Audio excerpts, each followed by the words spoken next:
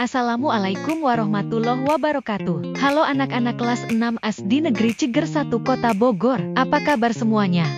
Baik, alhamdulillah, luar biasa, Allahu Akbar. Semoga senantiasa kita ada dalam lindungan Allah Subhanahu wa Ta'ala. Hari ini kita bertemu lagi dalam pembelajaran pendidikan agama Islam. Perkenalkan, saya Artificial Intelligence atau biasa dipanggil AI. Hari ini pembelajaran pendidikan agama Islam kelas 6 SD Negeri Ciger 1 akan membahas tentang meneladai jasa Khalifah Utsman bin Affan dan Ali bin Abi Thalib. Tujuan pembelajaran: 1. Mengenal Khalifah Utsman bin Affan dan Ali bin Abi Thalib.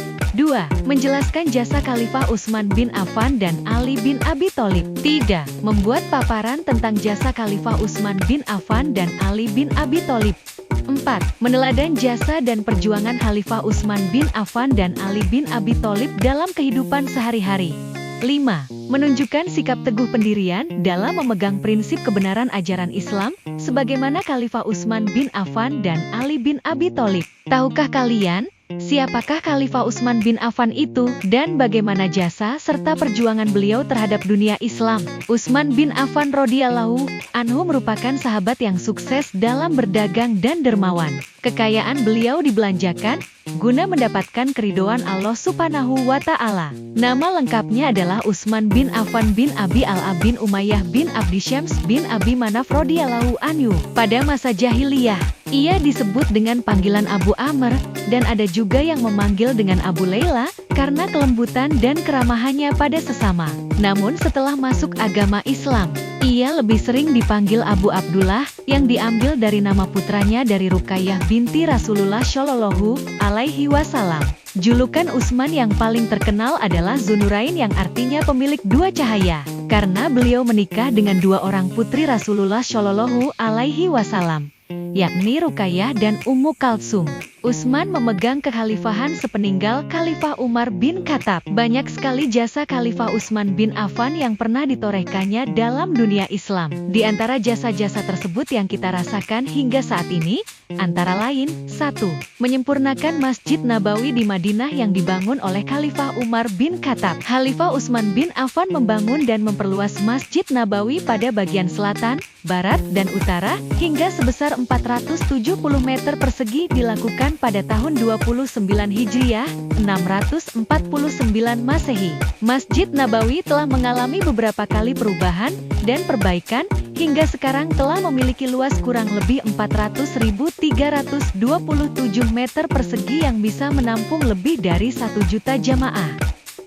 2. Mengumpulkan mushaf Al-Quran yang standar, kodikasi mushaf Al-Quran. Amal terbesar yang selalu menjadi saksi bagi Utsman bin Affan hingga hari kiamat adalah upayanya mengumpulkan dan menyatukan Al-Quran dalam satu mushaf yang dikenal dengan nama Mushaf Utsmani. Orang yang diperintahkan oleh Khalifah Utsman untuk mengumpulkan mushaf Al-Quran adalah Zaid bin Sabit, dan dibantu oleh Abdullah bin Zubair, Said bin Abdurrahman bin Haris bin Hisham.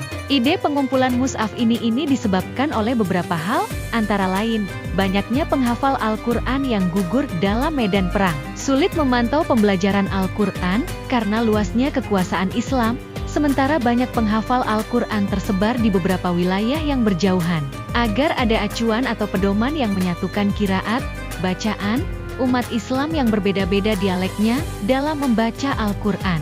Tidak. Membentuk angkatan laut yang kuat. Khalifah Utsman bin Affan melatih angkatan laut yang tangguh. Hal ini dilakukan atas usul dari Muawiyah bin Abu Sofyan selaku gubernur Damaskus. Tujuan dari angkatan laut ini adalah untuk menjaga keamanan wilayah kekuasaan Islam dari pasukan musuh, terutama pasukan musuh dari Romawi yang ingin menguasai kota Iskandariyah. 4. Memperluas wilayah kekuasaan Islam. Pada zaman kekhalifahan Utsman bin Affan, luas kekuasaan wilayah Islam semakin bertambah. Di antara wilayah kekuasaan tersebut antara lain Armenia, Afrika, Azerbaijan, dan Kepulauan Cyprus. Kaum muslimin yang berdakwah di Armenia dipimpin oleh Salman bin Rabi'ah, sedangkan ke Afrika, Tunisia, Tripoli, sekarang Libya, dipimpin oleh Abdullah bin Sa'ad. Walid bin Uqbah memimpin dakwah ke wilayah Azerbaijan.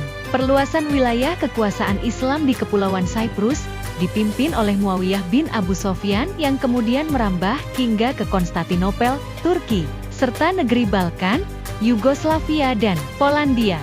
Jasa-jasa Khalifah Ali bin Abi Thalib. Tahukah kalian bagaimana perjuangan dan jasa-jasa Khalifah Ali bin Abi Thalib terhadap kemajuan dunia Islam? Ali bin Abi Thalib merupakan seorang khalifah yang memiliki sifat zuhud dan hidup sederhana. Beliau merupakan seorang perwira yang sangat cerdas, cekatan, teguh pendirian dan sangat pemberani, berkaitan dengan sikap yang dimilikinya. Sehingga Ali bin Abi Thalib dikenal dengan Asadullah, yang artinya singa Allah. Beliau juga merupakan orang yang sangat cerdas, sehingga dikenal dengan julukan Babul Ilmi. Khulafaur Rasyidin yang terakhir ini terkenal juga dengan ketegasannya. Dia tidak segan-segan mengganti pejabat gubernur yang dinilainya tidak bisa mengurusi kepentingan umat Islam. Banyak sekali jasa yang pernah ditorehkan oleh Khalifah Ali bin Abi Thalib terhadap kemajuan dan perkembangan dunia Islam, di antaranya 1. Menata administrasi negara dan mengganti beberapa orang pejabat yang dilantik oleh khalifah sebelumnya, yakni Utsman bin Affan. Ali bin Abi Thalib ketika menjadi khalifah tidak segan-segan mengganti beberapa orang gubernur yang diangkat oleh khalifah sebelumnya.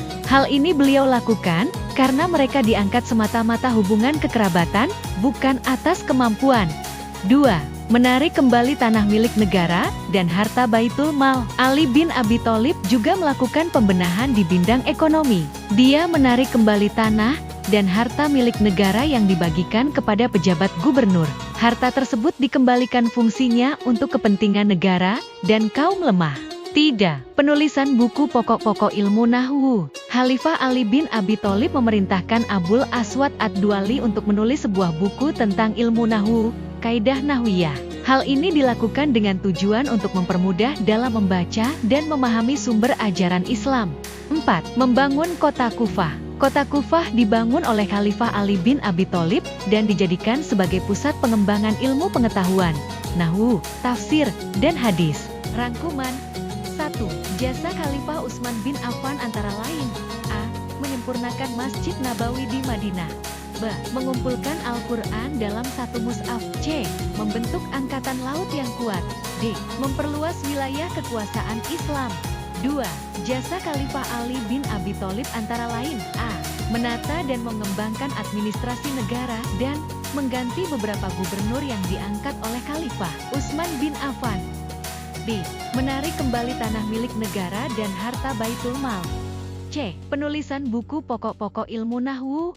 D. Membangun kota Kufah sebagai pusat ilmu pengetahuan.